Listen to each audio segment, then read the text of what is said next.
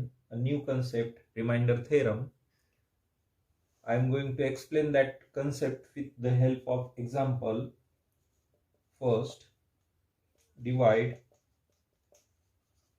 p of x equals to x raised to 4 minus 5x square minus 4x by x plus 3. जर आपण x plus 3 या पॉलिनॉमियलनी x raised to 4 minus 5x square minus 4x या पॉलिनॉमियलला divide केलं तर reminder काय येतोय तो पाहू. आता डिवाइड करण्याच्या तीन मेथड आपण पाहिल्यात. रेग्युलर डिव्हिजन मेथड, दुसरी आहे लिनियर डिव्हिजन आणि तिसरी आपण सिंथेटिक डिव्हिजन मेथडनी डिवाइड केलेला आहे. मग तिन्हीपैकी कोणती मेथड आपण यूज केली तरी रिमाइंडर आपल्याला मिळतोय. तर सिंथेटिक डिव्हिजन मेथडनी आपण याला डिवाइड करू. अगोदर स्टँडर्ड फॉर्म मध्ये लिहू. स्टँडर्ड फॉर्म जो डिव्हिडेंड आहे तो स्टँडर्ड फॉर्म मध्ये लिहू. x raise to 4 plus 0x cube minus 5x square minus 4x plus 0. Descending order मध्ये इंडायसेस आहेत 4, 3, 2, 1, 0 and divisor equals to x plus 3. मग प्लस 3 चा अपोजिट मायनस 3 होईल. मग बघा, this is the special arrangement for synthetic division. Coefficient form मध्ये अगोदर coefficient लिहायचे, कोएफिशिएंट फॉर्म मध्ये कन्वर्ट करायला पाहिजे होतं. तर याचा कोएफिशिएंट फॉर्म इथं लिहितोय 1, 0, -5, -4 and 0. 1, 0, -5, -4, 0. आणि मग -3 चा अपोजिट प्लस 3 चा अपोजिट -3 होईल. मग -3 ने आपण डिवाइड करणार आहेत. तर फर्स्ट जो नंबर आहे ॲज इट इज खाली घेऊ. -3 into 1 is -3 plus minus minus result is -3 minus minus plus 3 3s are 9 plus minus minus 9 minus 5 is 4 plus minus minus 4 3s are 24 4 3s are 12 minus minus plus 12 plus 4 is 16 and greater number sign negative.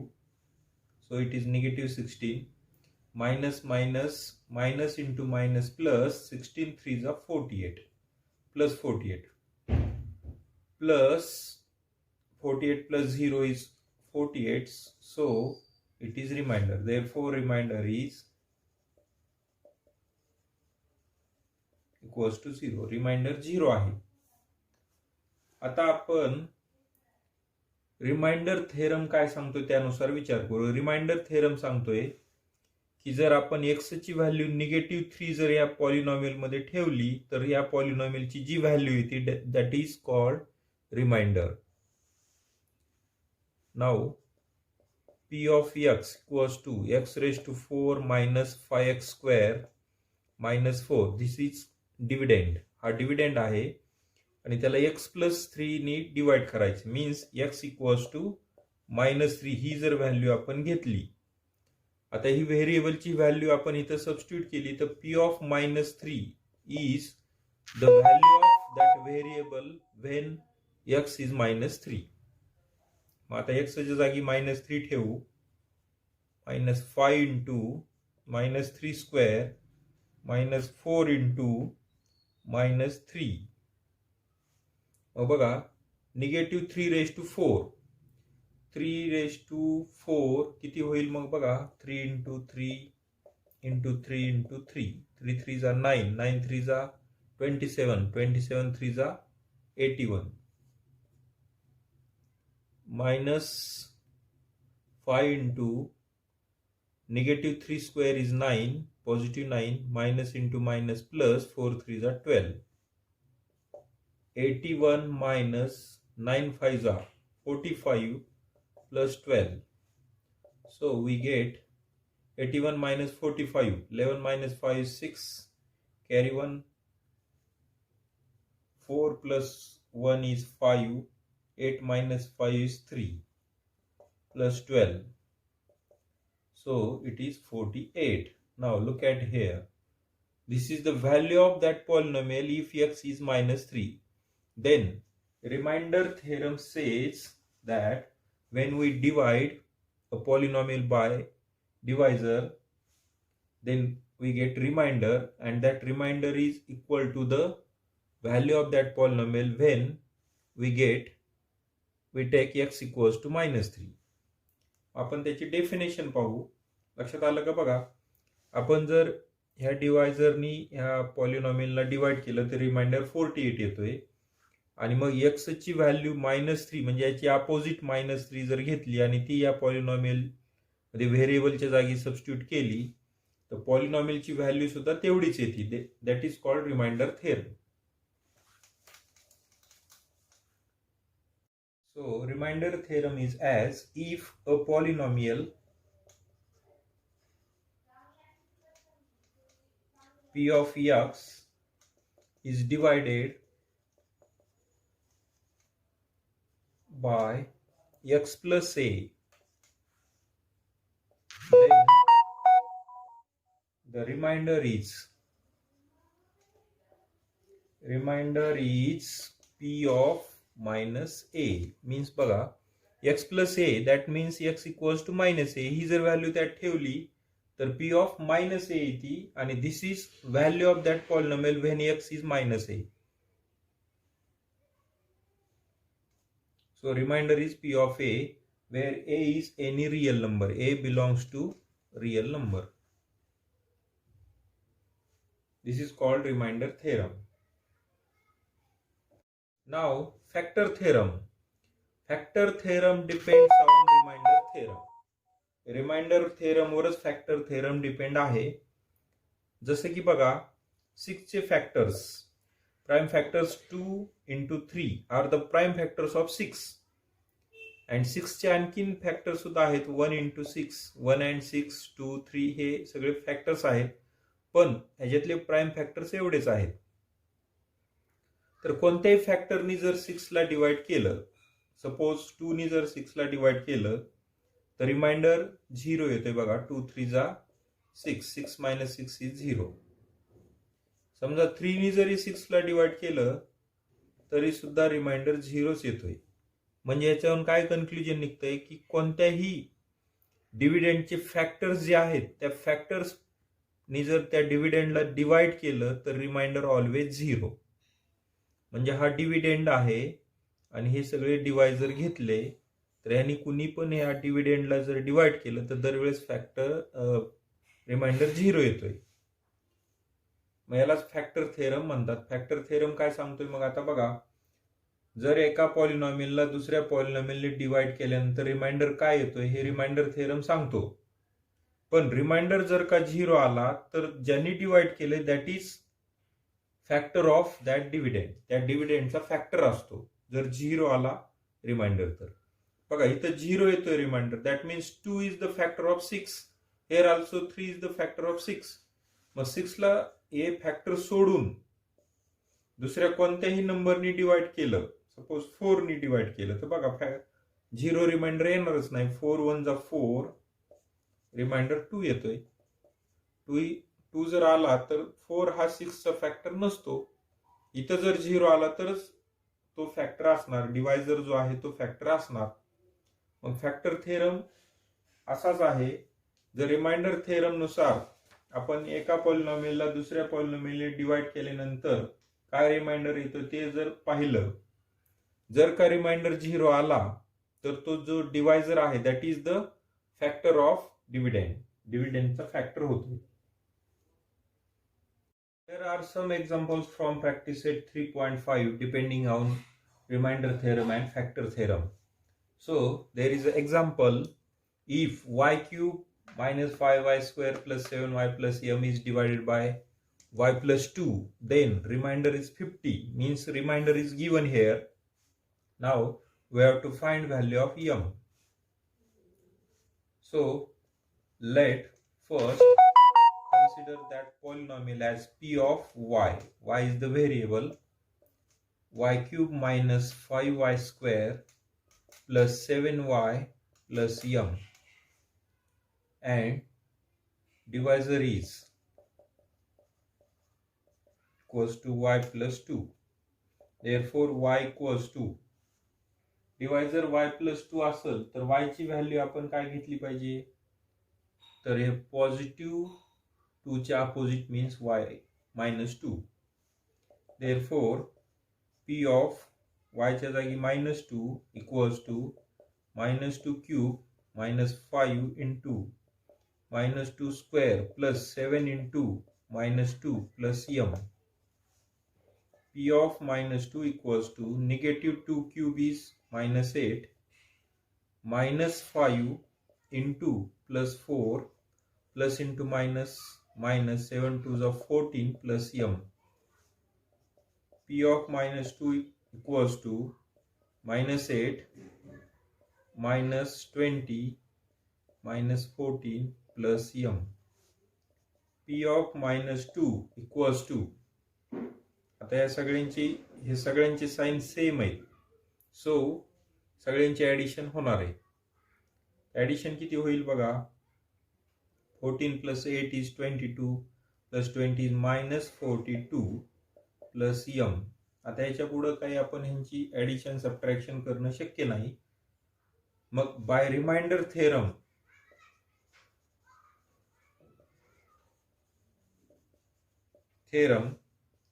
Reminder equals to -42 plus m.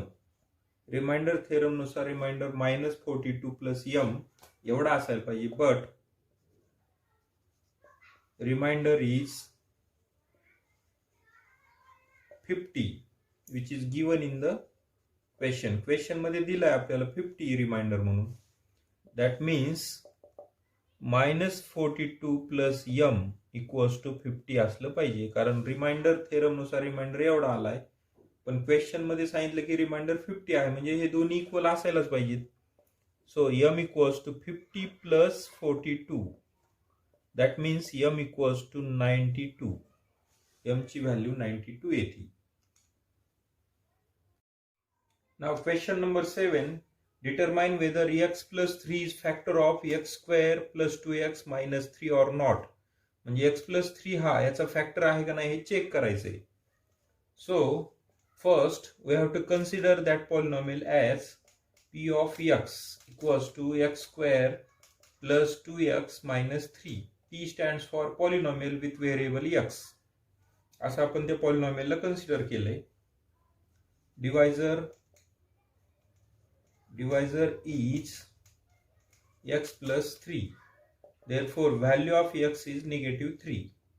Therefore p of -3 equals to -3 square plus 2 into -3 minus 3. याच्यामध्ये x च्या जागी -3 ही value substitute केली. -3 square is +9 plus into minus 3 2s are 6 minus 3. 9 minus 6 is plus 3 and this is -3, plus minus minus 0. Therefore by remainder theorem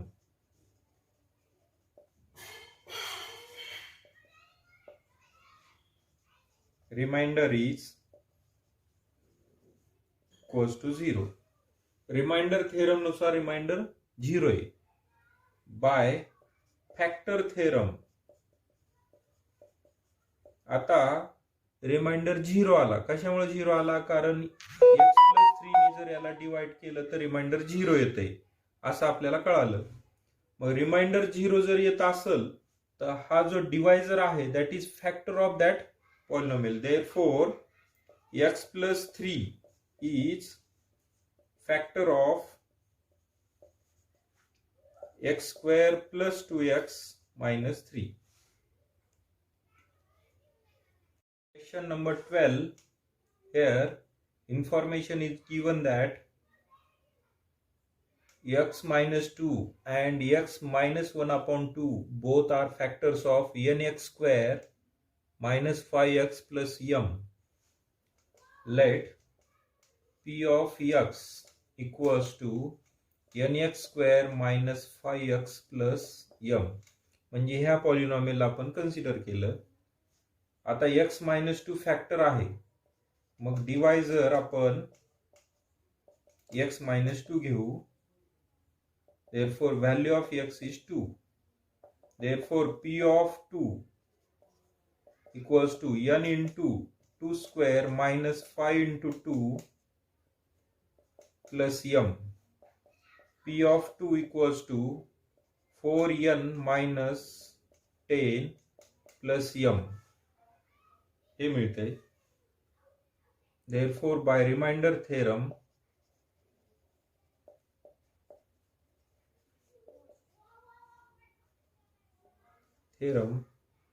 remainder is equals to 4n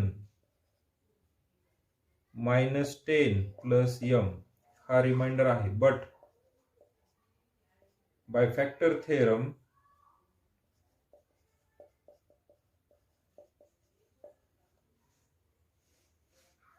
remainder should be 0. कारण x minus 2 हा factor आहे, म्हणजे मग reminder 0 असायला पाहिजे. Therefore 4n minus 10 plus m equals to 0. That means 4n plus m equals to 10. This is first equation.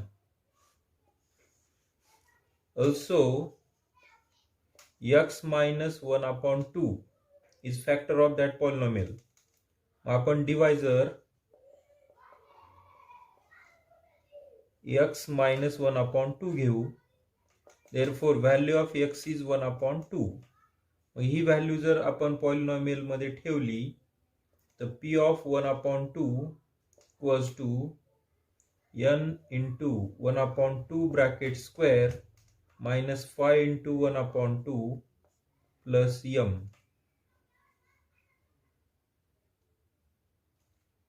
Therefore p of 1 upon 2 equals to n into 1 upon 4 minus 5 upon 2 plus m.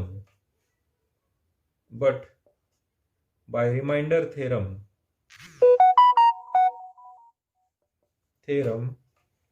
remainder is equals to n upon 4 minus 5 upon 2 plus m. हा remainder यायला पाहिजे. By factor theorem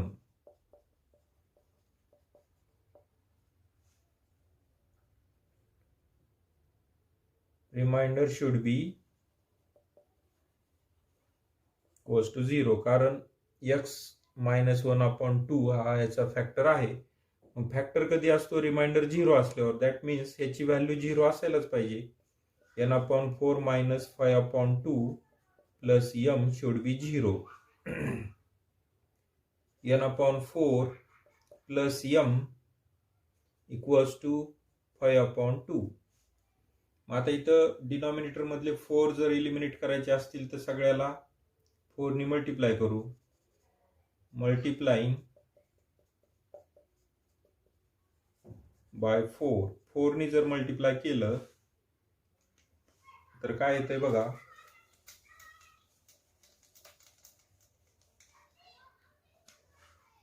4 into n upon 4 plus 4 into m equals to 4 into 5 upon 2 असं होईल. प्रत्येक टर्मला 4 ने multiply करावं लागेल.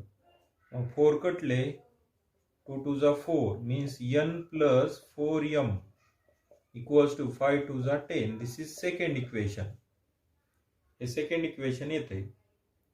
मग आपल्याला m and n both are equal आणि दोन्हीची व्हॅल्यू 2 आहे हे प्रूव्ह करायचे. मग कसं प्रूव्ह होईल? तर हे दोन जे इक्वेशन आहेत ते आपल्याला सॉल्व्ह करावे लागतील. मग त्याच्यासाठी यांचे कोएफिशिएंट इक्वल करू. मग ह्या फर्स्ट इक्वेशनला 4 ने अगेन मल्टिप्लाय करू कारण n चा कोएफिशिएंट 4 आहे. So multiplying multiplying bye 4. 4 ने जर मल्टिप्लाय केलं तर 4n plus 16m equals to 40. Equation number 3. आता हे सॉल्व करण्यासाठी इक्वेशन फर्स्ट जे आहे ते थर्ड मधून मायनस करू. Subtracting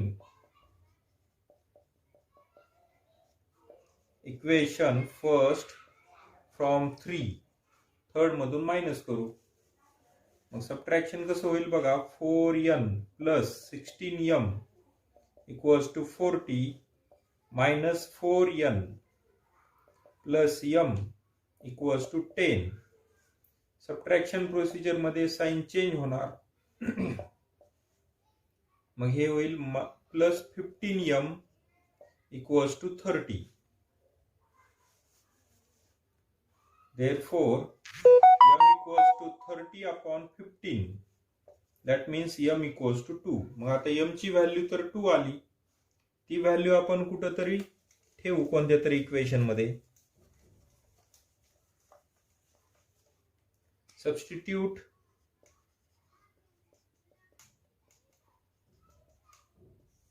this value in equation second मध्ये ठेवू. Therefore, n plus 4 into value of m is 2 equals to 10. n plus 8 equals to 10. n equals to 10 minus 8. So n equals to 2. That means m ची value सुद्धा 2 आहे, n ची 2 आहे. That means m equals to n equals to 2. Hence proved. अशा पद्धतीने हे prove होते.